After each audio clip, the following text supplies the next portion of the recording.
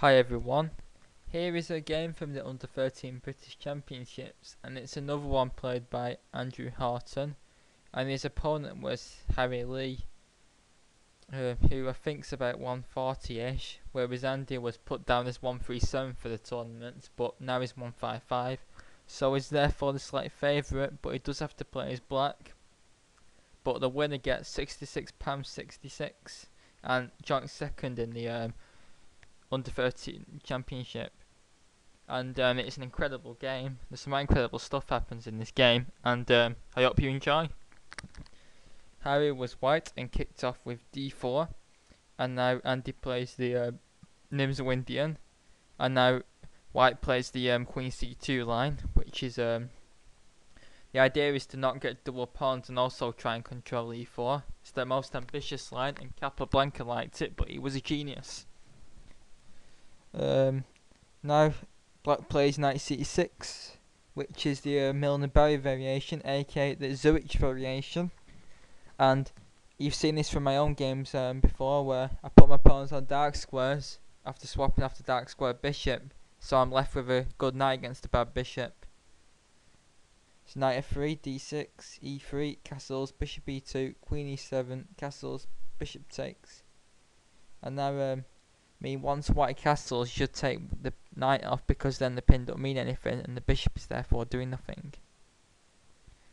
And here I think if white takes with the queen now, you play knight e4, queen c2 and f5 with a good position, because the knight is now stable, and it's a bit like a Dutch now as well.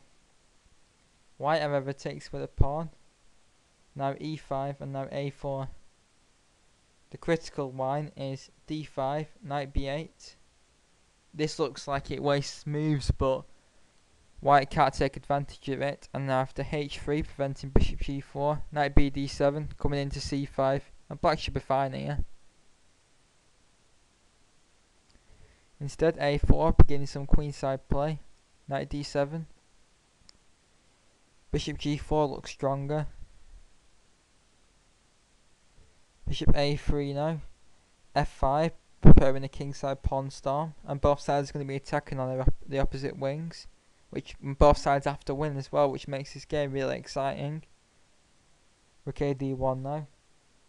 If c5, then if black tries to keep white's double pawns with d5, this is punished rather brutally by c4. If takes, bishop takes, and now d5. And these two central pawns are going to crush black very quickly. So d takes is forced, and now bishop b5, king h8, takes.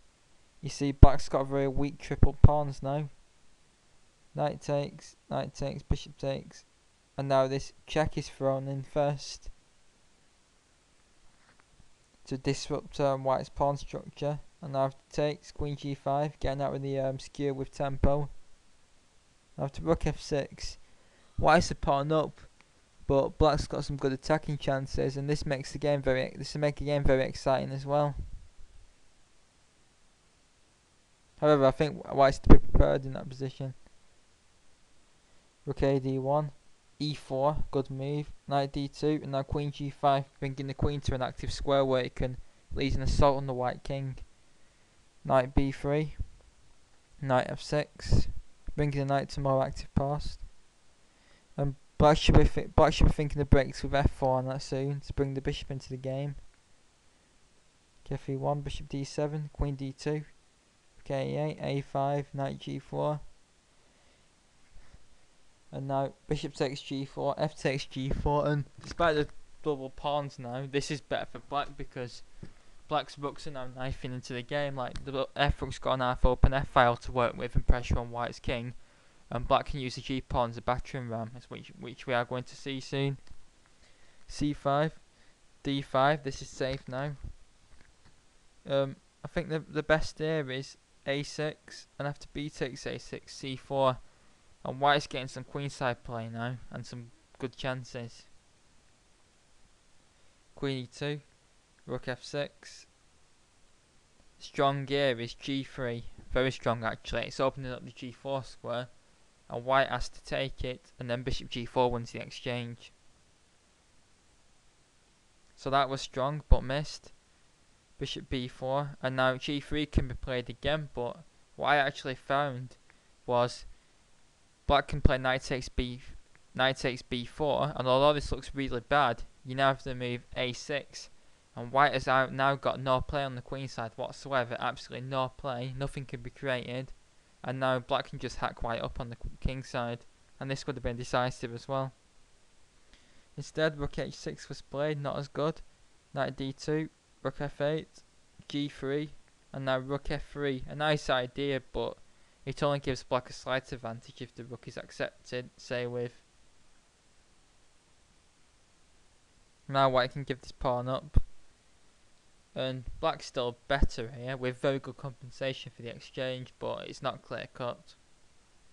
Because the h3 pawn is shutting black's major pieces out of the attack. But black is still miles better here. However, white panics and refuses it. Rook ff6, c4, trying to open things up. Bishop e6, keeping lines closed. Takes, king g2. And now black misses a forced mate now. Amazingly enough. See if you want to try and spot it, please stop the video now. But the mate is the stunning rook takes h2 check. Takes, check. And king g2 and king g1 are met by this continuation. And there is no way to stop mate on h1. And this would immediately have been decisive and won £66.66.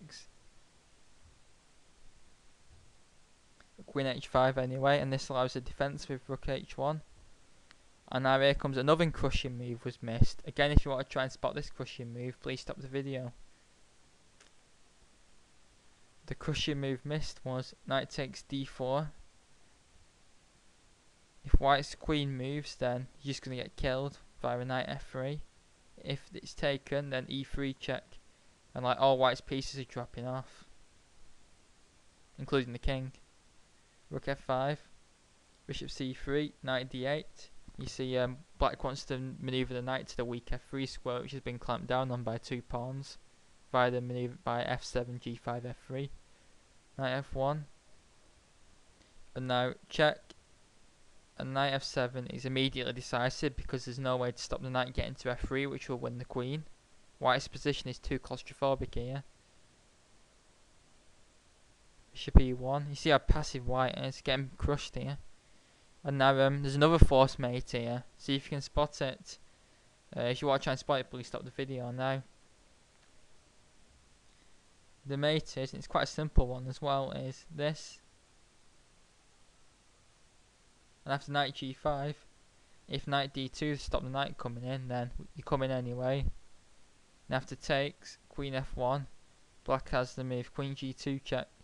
And after takes, the rook in h1 is going with checkmate next move, and nothing can be done to stop it. And this is all forced. Knight d2 was played, which doesn't stop the mate, but he misses it again and plays rook hf6. Again, it could have been played.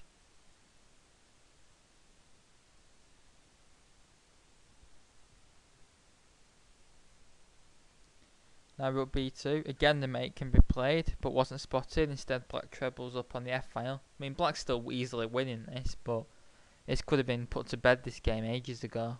I think time pressure might have been a factor.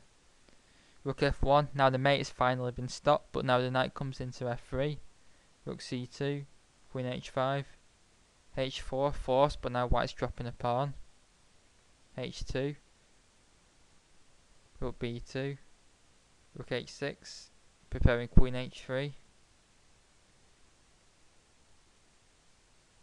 Another force mate is missed, amazingly enough, with knight g1 is immediately decisive because there is no way to stop queen g2 followed by h1 queen mate. But now, the time control has been reached, and after queen b5, white is actually threatening mate himself, amazingly enough, so every move has to be a check. And so has black blown this, and £66.66. Well, after missing all these simpler force mates, now with a bit of time on this clock, Andrew manages to find an absolutely stunning force mate. If you want to try and spot it, please stop the video now. It is really good. I think even some like real strong like 200 plus player will be proud of this. I remember White's threatening mate himself, so every move has to be a check. The move is you have to try and take advantage of the h2 pawn. So you play queen g2 check, king takes g2, queen takes your check, sorry, takes. Well, if king f1, then you take, followed by mate. If takes, which happened in the game, you take, king f1, rook h1. If king e2, then this is mate. After rook g1, king h3. Now the final decisive factor is this bishop re-entering the game with check. And after g4, bishop takes his mate. And what a beautiful way to win £66.66. And it's a shame I had to miss all these other forced mates, but this is the most beautiful, so you could argue that it was worth missing all of them just to get this with a mate with a bishop, knight and rook. But anyway, I hope you enjoyed this really attacking game and learnt something from it. Please leave any comments and thoughts. Thanks very much.